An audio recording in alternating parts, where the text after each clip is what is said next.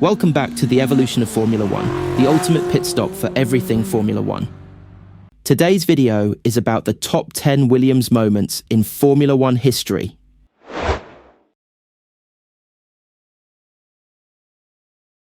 Williams hadn't won a race in 8 years until Pastor Maldonado showed up for the 2012 Spanish Grand Prix and shocked the Formula One world. Maldonado, often nicknamed the Moldinator for his crash-prone antics, delivered an absolutely flawless drive in Barcelona. He qualified an unexpected P2, inherited pole after Lewis Hamilton's penalty, and then held off hometown hero Fernando Alonso lap after lap. Fans and commentators were stunned. Was this real or an alternate F1 universe? Even as Alonso's Ferrari loomed large in his mirrors, Maldonado kept his cool. He reclaimed the lead with a clever pit strategy and never put a wheel wrong for the next 30 laps. When he took the checkered flag, Sir Frank Williams was jubilant, and the paddock erupted in applause for the underdogs. It went down as one of the sport's biggest ever shocks. To top off the drama, the Williams garage literally went up in flames during post-race celebrations. A fire broke out in the team's pit, thankfully with no injuries. Talk about an explosive victory party.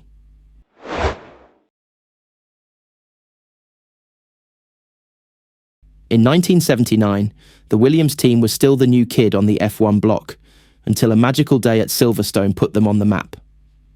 The British Grand Prix that year turned into a fairy tale on home soil. Australian ace Alan Jones put his Williams on pole and led comfortably, raising local hopes. But when Jones's engine abruptly gave up the ghost with 30 laps to go, it looked like the dream was over. Enter teammate Clay Regazzoni. The veteran Swiss driver was running right behind in P2 and pounced immediately, taking the lead and charging home to seize Williams' first ever Formula One victory. The Silverstone crowd went absolutely bonkers. A British team winning at the British GP was the stuff of dreams. This maiden win was hugely significant. It announced Williams as a rising force and kicked off an era of success.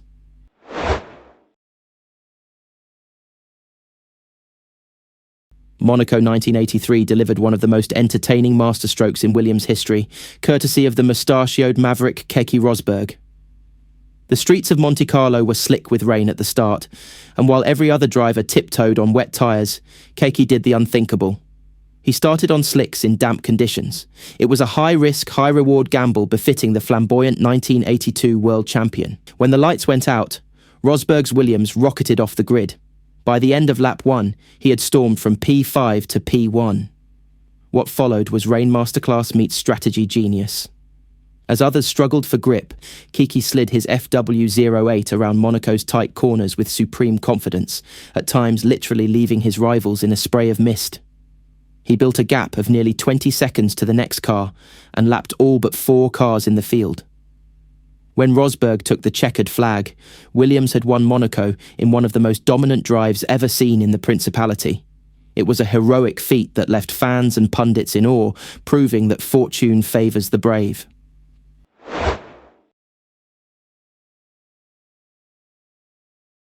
In a moment as dramatic as any Hollywood thriller, Nigel Mansell saw his 1986 championship dreams literally go up in smoke. Arriving at the season finale in Adelaide, Mansell was on the cusp of the title in his Williams Honda. Then came lap 63 of 82.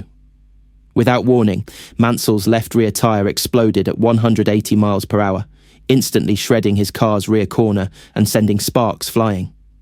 Mansell somehow kept the careening car off the walls, but his race and world championship were done on the spot. The entire Williams garage was in stunned silence, and millions of TV viewers' jaws hit the floor. This title-deciding blowout remains one of F1's most gut-wrenching moments. It handed the 1986 championship to Alain Prost, and left Mansell, and Britain, with a lump in the throat. Mansell's misfortune was cruel, but it cemented his reputation for heroic bad luck, and added another legendary chapter to Williams' rollercoaster history.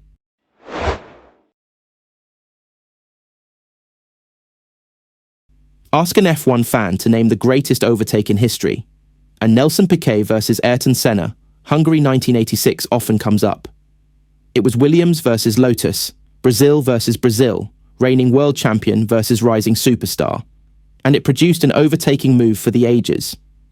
In the inaugural Hungarian Grand Prix at a tight, twisty Hungaroring, Piquet's Williams Honda and Senna's Lotus Renault were in a class of their own, duelling for the win.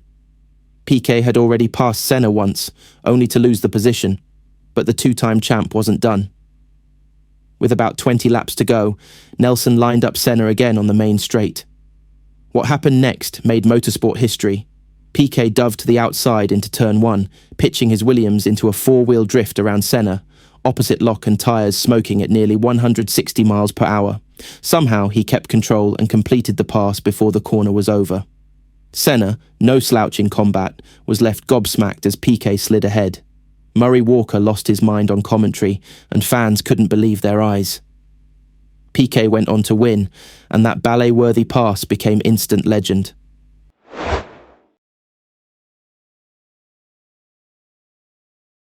Team battles don't come more explosive than the 1987 British Grand Prix, when Williams teammates Nigel Mansell and Nelson Piquet went toe-to-toe at Silverstone. The tension in the Williams garage was already sky-high. The straight-talking Englishman and the cheeky Brazilian were fierce rivals on and off the track.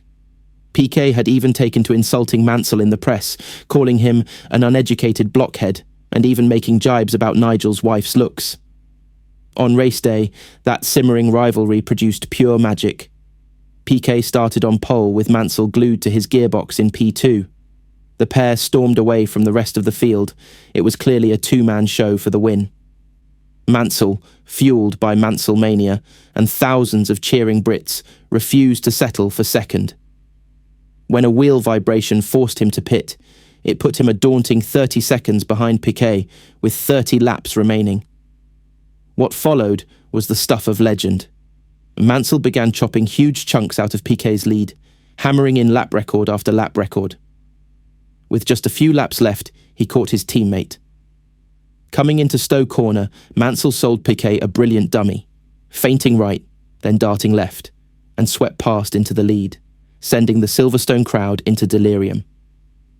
Mansell took a famous victory mere seconds ahead of Piquet, and the home fans absolutely lost it, bursting through fences to celebrate. The usually stoic Frank Williams called it pure racing theatre. This inter-team duel showed Williams at its peak, so dominant they lapped everyone else, yet not even team orders could contain the fireworks between two champions.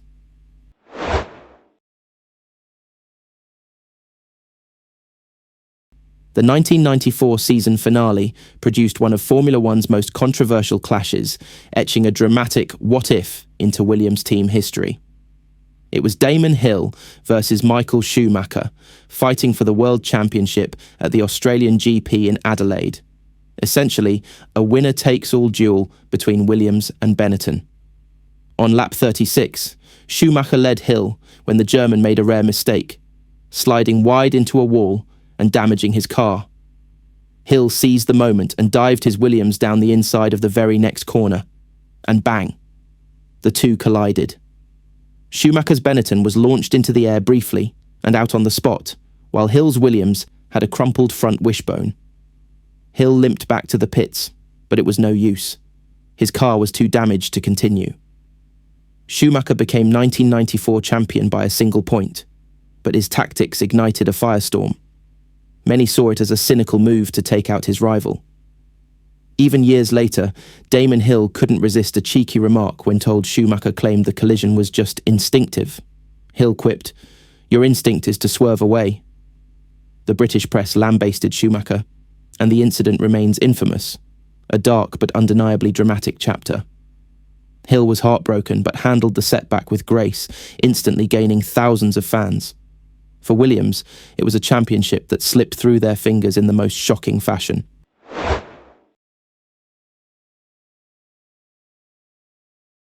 The 1996 title Damon Hill's journey with Williams had all the makings of a feel-good sports movie, and it reached its fairy tale finale at the 1996 Japanese Grand Prix. After years of living in the shadow of his legendary father Graham Hill and overcoming the agony of narrowly missing the '94 crown, Damon arrived at Suzuka ready to exorcise the demons. In a straight fight with teammate Jacques Villeneuve for the title, Hill delivered one of his greatest drives. He took the lead at the start and with laser focus kept his Williams Renault ahead of the pack all race long. As laps ticked down, hearts pounded. Was this finally his moment? Villeneuve's challenge fell away. A wheel dramatically came off the Canadian's car, clearing the stage for Hill. When Damon crossed the finish line to become world champion, the normally excitable commentator Murray Walker was overcome with emotion. And Damon Hill exits the chicane and wins the Japanese Grand Prix. And I've got to stop because I've got a lump in my throat. It was an incredibly emotional moment for fans and the Williams team alike. Hill's triumph marked the first ever father-son duo of F1 champions, adding a lovely historical note, and Williams' fifth driver's title. The usually reserved Damon finally let loose a beaming smile that said it all.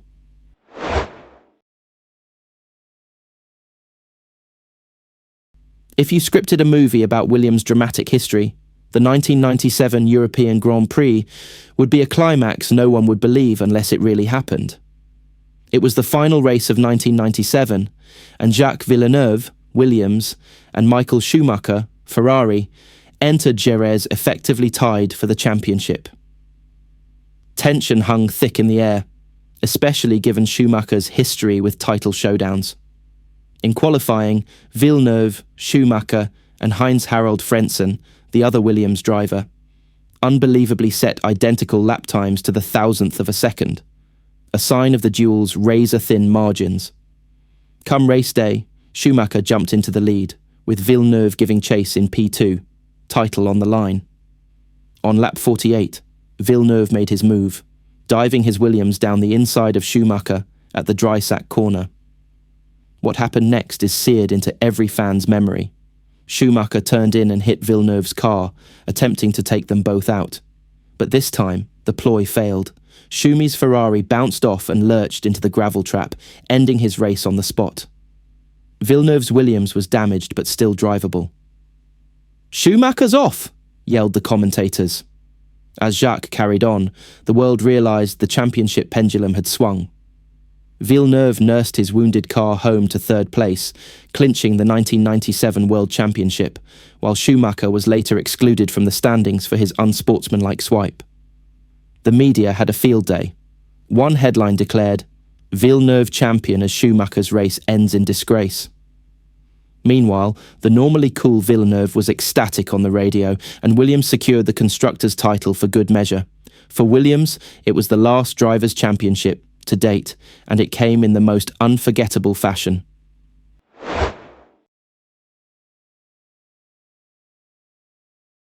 No image captures Williams' nostalgia, quite like Nigel Mansell at Silverstone in 1992, engulfed by a sea of adoring fans. By this time, Mansell, car number 5 emblazoned in red, was a national hero, and Williams' FW14B was an absolute beast of a car. The British Grand Prix weekend felt like a coronation. Mansell took pole by a whopping 1.9 seconds. Yes, you read that right. And on race day, he simply ran away from the field. He led every lap, set fastest lap, and finished a staggering over 30 seconds ahead of anyone not driving a Williams. Teammate Riccardo Patrese dutifully followed him home in P2. But it's what happened after the checkered flag that wrote this moment into legend. As Mansell crossed the finish line to win his home Grand Prix, jubilation ignited among the British spectators. Thousands of fans invaded the track, bursting past marshals in sheer excitement. Mansell's victory lap turned into a slow crawl as swarms of people surrounded his Williams, clamouring to touch their hero. In scenes unlike anything F1 had seen, Nigel was effectively mobbed by the crowd. He even had to hitch a ride on a marshal's car to get back to the pits, leaving his FW14B stranded on track. The term Mansell mania was never more apt. Grown men were seen hugging, kids were on their parents' shoulders, and Union Jacks waved frantically amid the frenzy. Team boss Frank Williams called it the greatest day in our team's life. Mansell's win that day made him the most successful British F1 driver ever in terms of wins, surpassing Jackie Stewart. And the outpouring of love showed just what he meant to the fans. This moment was pure sporting theatre, part victory, part rock concert, part patriotic carnival. To cap it off, Mansell would go on to clinch the 1992 World Championship shortly after. But it's the sight of him surrounded by an ocean of fans at Silverstone that remains one of Formula One's most iconic and heartwarming images. Each of these moments, from triumphs and titles to feuds and fiascos, paints a picture of the Williams team's incredible journey. Throughout the years, Williams has given Formula One some of its most iconic, dramatic, and flat-out entertaining moments. Who knows what the next great Williams moment will be? Maybe a podium for Carlos Sainz or Alex Albon in 2025. Thanks for watching. Please don't forget to like, subscribe, and share for more videos like this. Until next time, keep your engines running.